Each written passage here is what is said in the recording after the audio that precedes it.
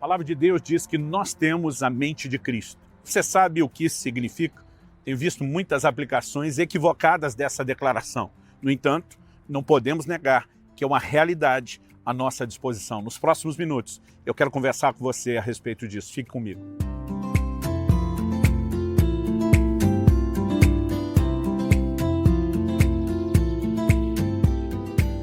A palavra de Deus nos diz em 1 Coríntios, capítulo 2, versículo 16, pois quem conheceu a mente do Senhor que o possa instruir, uma alusão a Isaías 40:13. Nós, porém, temos a mente de Cristo. O apóstolo Paulo nos apresenta algo que precisa ser entendido de forma correta. Tem visto muita gente usar a frase, eu tenho a mente de Cristo, um pouco fora do contexto de aplicação que deveríamos ter. Já vi gente, por exemplo, que quando está lutando contra o esquecimento, começa, em nome de uma boa confissão de fé, declarar eu tenho a mente de Cristo, e não estou dizendo que alguém não possa aplicar fé para isso. No entanto, não é a respeito disso que o texto está falando. Tem visto pessoas, como por exemplo, na hora de preparação para o vestibular ou de algum exame que vão fazer, começarem no mesmo espírito de fé, não, eu tenho a mente de Cristo, eu vou me lembrar aquilo que eu estudei, mas eu quero dizer que a mente de Cristo não tem essa aplicação de memória. Não estou negando em absoluto a hipótese de que Deus possa nos abençoar nesse sentido. Olhamos para Daniel e os seus amigos e vemos como eles se destacaram em sabedoria dos demais, porque isso também pode, por conta de um propósito divino, ser vivido de forma diferenciada e sobrenatural. Mas o ponto que Paulo está querendo aplicar a todo crente é algo que nós precisamos de fato entender. Então, essa afirmação, ela vem no final de uma construção no capítulo 1 e no capítulo 2 de 1 Coríntios, onde o apóstolo Paulo está fazendo a distinção entre a sabedoria humana e a sabedoria divina. Isso precisa ser entendido. Ele fala desse contraste entre a sabedoria do homem e a sabedoria de Deus. E é depois disso, quando entra na questão da sabedoria de Deus, que o apóstolo Paulo começa a tratar do assunto de revelação. Então vamos olhar alguns versículos anteriores a esse. Por exemplo, no versículo 9, o apóstolo Paulo diz, mas como está escrito, nem olhos viram, nem ouvidos ouviram, nem jamais penetrou em coração humano o que Deus tem preparado para aqueles que o amam. A Bíblia não está falando apenas de que nós não tivemos contato visual ou auditivo com essas verdades, mas o contexto nos sugere que nem poderíamos ter, porque elas são verdades espirituais que se absorvem e se entendem também na perspectiva espiritual. Verso seguinte, 10 diz, Deus, porém, revelou isso a nós por meio do Espírito. Então ele não está falando apenas do céu. Nem olhos viram, nem ouvidos ouviram, não subiu ao nosso coração que está preparado no céu, porque a maioria de nós, salvo exceções, como o apóstolo João, que teve revelações do céu, a maioria de nós continua não vendo essas coisas. Mas quando no versículo 10 Paulo diz, Deus, porém, revelou isso a nós por meio do seu Espírito, ele está falando de coisas que nós não compreendemos com o olho ou ouvido humano, mas recebemos por revelação. Então ele está falando de entendimento espiritual. Ele continua no verso 10 e diz, porque o Espírito sonda todas as coisas, até mesmo as profundezas de Deus. No verso 11, Paulo pergunta, pois quem conhece as coisas do ser humano, a não ser o próprio Espírito humano que nele está, assim ninguém conhece as coisas de Deus, a não ser o Espírito de Deus. Depois de estabelecer que o Espírito Santo ele perscruta todas as coisas, as profundezas de Deus, conhece as coisas de Deus, no verso seguinte, o 12, Paulo diz, e nós não temos recebido o Espírito do mundo, e sim o Espírito que vem de Deus, para que conheçamos o que por Deus nos foi dado gratuitamente. Quando a Bíblia fala da mente de Cristo em nós, está falando da presença e da ação do Espírito Santo, que nos leva a compreender a mente do Senhor, as verdades espirituais, os propósitos de Deus e a revelação da sua palavra. Versículo 13, Paulo continua e diz, disso também falamos, não em palavras ensinadas pela sabedoria humana, mas ensinadas pelo Espírito, conferindo coisas espirituais com espirituais. Verso 14, ora, a pessoa natural, o homem natural, no original grego isso aqui é psíquico, entrega ao seu psique, a sua mente, não aceita as coisas do Espírito de Deus porque eles são loucura. E ela não pode entendê-las porque elas se discernem espiritualmente. Então todo o contexto que vem dos dois capítulos é claramente reforçado aqui, que o homem com a sua mente não pode entender as coisas de Deus. Isso nos coloca num lugar aonde precisamos reconhecer que Deus é Espírito, a sua palavra é Espírito. Jesus diz isso em João 6,63, as palavras que eu vos tenho dito são Espírito e vida. E nós precisamos recebê-la com entendimento espiritual.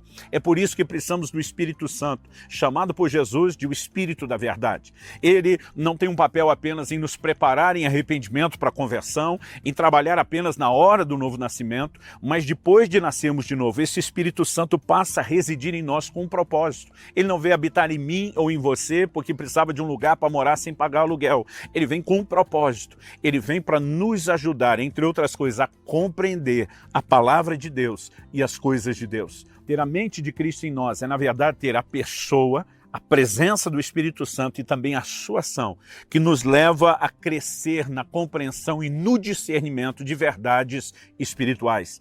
Se a Bíblia diz que o homem natural, psíquico, entregue a sua mente, não aceita isso, nós precisamos entender que não há uma maneira de relacionar com a palavra de Deus que seja então baseada em mera lógica e razão. Nós precisamos ir além disso. É a revelação da palavra de Deus que nos inspira a andar em fé, até mesmo naquilo que não entendemos. Quando as pessoas me perguntam como você explica um único Deus se revelar em 3 pessoas distintas, eu digo, eu não explico, eu apenas aceito. A mente não aceita, mas no meu espírito há um forte testemunho do Espírito Santo a respeito da veracidade disso. E é esse nível de entendimento que fortalece a nossa fé. Muitos estão tentando desenvolver uma fé meramente intelectual. Não podemos negar que a fé tem lá sua carga de razão e lógica. Mas, gente, como explicar que uma mula falou? Como explicar eventos na Bíblia que a nossa mente jamais aceitará? Se não tivermos essa mentalidade de que precisamos de fato dessa mente espiritual, de discernimento espiritual, da obra do Espírito Santo, então acredito que o nosso relacionamento com Deus sofrerá. Nós estaremos empobrecidos. No Salmo 119, um salmo em louvor e exaltação à palavra de Deus, nós lemos no verso 97, quanto amo a tua lei, é a minha meditação todo dia. Verso seguinte, 98, o teu mandamento me torna mais sábio do que os meus inimigos. Vamos entender o que é essa sabedoria que procede da meditação na palavra de Deus. No verso 99 ele diz, compreendo mais do que todos os meus mestres, porque medito nos teus testemunhos. Como alguém pode ir a um nível de entendimento além dos seus mestres, se ele tiver um recurso adicional? E o nosso relacionamento com a palavra de Deus pode sofrer o auxílio de gente que já conhece a Escritura? Claro que sim, também não estou aqui negando isso. A palavra de Deus nos mostra que Filipe é enviado pelo Espírito Santo para ajudar aquele etíope que, lendo a Escritura, Filipe, o evangelista, o questiona ao sair de Samaria, você entende aquilo que você está lendo? A resposta é, como entenderei se alguém não me explicar? E Filipe o ajudou. Esse vídeo tem o propósito de te ajudar, mas nós não podemos limitar o nível de entendimento que vamos buscar apenas ao auxílio que as pessoas podem nos trazer. Se aprendemos a desenvolver esse relacionamento contínuo com a palavra e nos permitimos ser iluminados pelo Espírito Santo, podemos entrar num nível de compreensão que explicação humana nenhuma nos levaria até lá. Às vezes as pessoas trazem clareza para o pensamento, mas a convicção, ela vem da revelação, ela vem do testemunho do Espírito Santo. No verso 100, ele finalmente diz, sou mais entendido do que os idosos, porque guardo os teus preceitos. Ou seja, alcancei um nível de entendimento maior do que aqueles pessoas que têm muito mais tempo e história de vida do que eu alcançaram só naturalmente. O que eu e você precisamos compreender é que ter a mente de Cristo é termos um nível de entendimento turbinado de forma sobrenatural pelo Espírito Santo. Não é apenas a clareza da compreensão, é o nível de convicção interior que gera fé. Muitas vezes há cristãos que entraram num nível tão profundo de convicção de verdades que eles não têm facilidade de explicar aquilo que creem, mas eles têm uma convicção que os mantém de pé, a despeito de qualquer ataque à razão. E é isso que eu e você precisamos. Um relacionamento movido por convicções profundas, movido pela revelação da palavra de Deus. O apóstolo Paulo nos diz em 2 Coríntios, capítulo 4, a partir do versículo 3 até o 6, o seguinte, mas se o nosso evangelho ainda está encoberto, é para os que se perdem que ele está encoberto. nos quais o Deus desse mundo cegou o entendimento dos descrentes, para que não lhes resplandeça a luz do evangelho da glória de Cristo, o qual é a imagem de Deus. Porque não pregamos a nós mesmos, mas a Jesus Cristo como Senhor, e a nós mesmos como servos de vocês, por causa de Jesus. Porque Deus que disse, das trevas resplandeça a luz, Ele mesmo resplandeceu em nosso coração para a iluminação do conhecimento da glória de Deus na face de Cristo. Nós precisamos entender essa declaração do apóstolo Paulo. Ele fala do evangelho encoberto. E ele aplica isso naqueles que se perdem, que ainda não tiveram o entendimento. E a razão pela qual não tiveram o entendimento do evangelho nem sempre é porque ainda não o ouviram. Mas a Bíblia fala de uma cegueira espiritual. A Bíblia fala que o Deus desse mundo, uma referência a Satanás, cegou o entendimento dos descrentes. Então nós precisamos entender que há uma guerra no mundo espiritual para que a verdade de Deus não se instale. Satanás trabalha não apenas em cima da ignorância.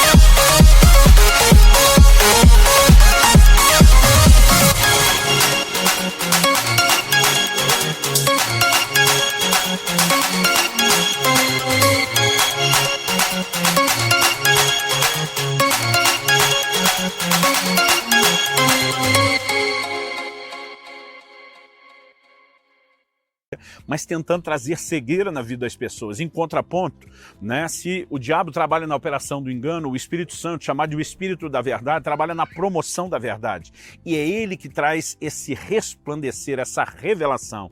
Essa ideia de luz na Bíblia é sempre conectada à revelação, a entendimento espiritual. Eu quero encorajá-lo a jamais se permitir acreditar que a palavra de Deus é um livro para ser entendido apenas com a nossa mente, com a nossa razão. É lógico.